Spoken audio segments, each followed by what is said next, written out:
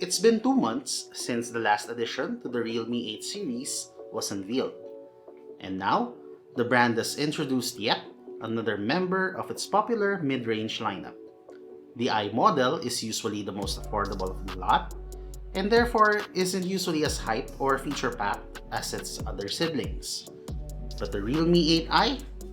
This one seems a bit different. Hi there, Eman here of Gadget Pilipinas. Join me as we look at the new Realme 8i.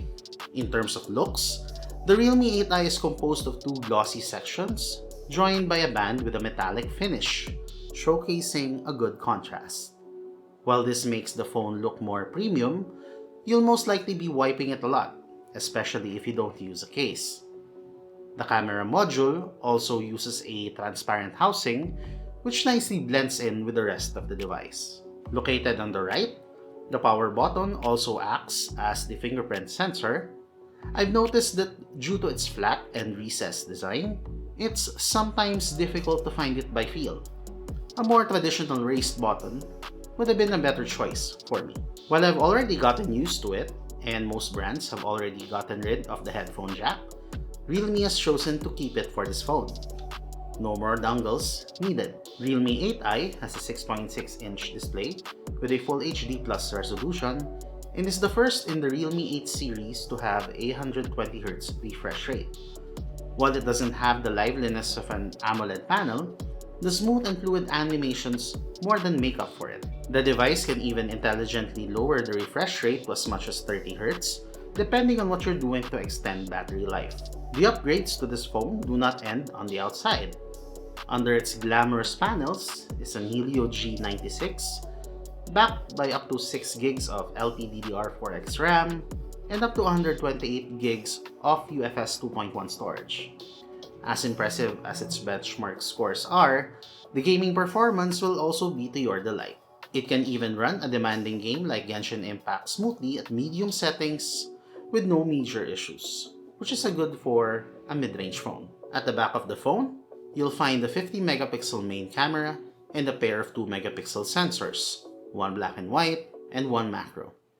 Again, I find that an ultra-wide lens is more useful than a macro lens, and I would gladly swap those two if it was my choice. Moving on to the quality, I found out that with the AI off, I was able to get colors that are more accurate.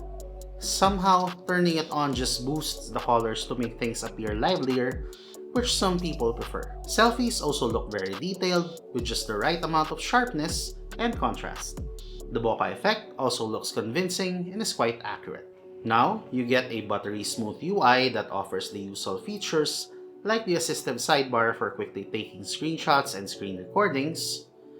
There's also the Games app, which lets you adjust various settings and view gaming statistics, as well as the Game Toolkit, which can be accessed in-game and allows you to change the performance profile and enable game focus mode that basically blocks incoming notifications, calls, and alarms so you can immerse yourself in the game uninterrupted. Realme 8i packs a 5000 mAh battery, which depending on your usage habits, should deliver a whole day's use with battery to spare on your trip home. While that's great and all, the catch is that it took around 2.5 hours for a full charge using the supplied 18-watt power brick. A lot of time near a socket, but I guess that's a fair trade-off.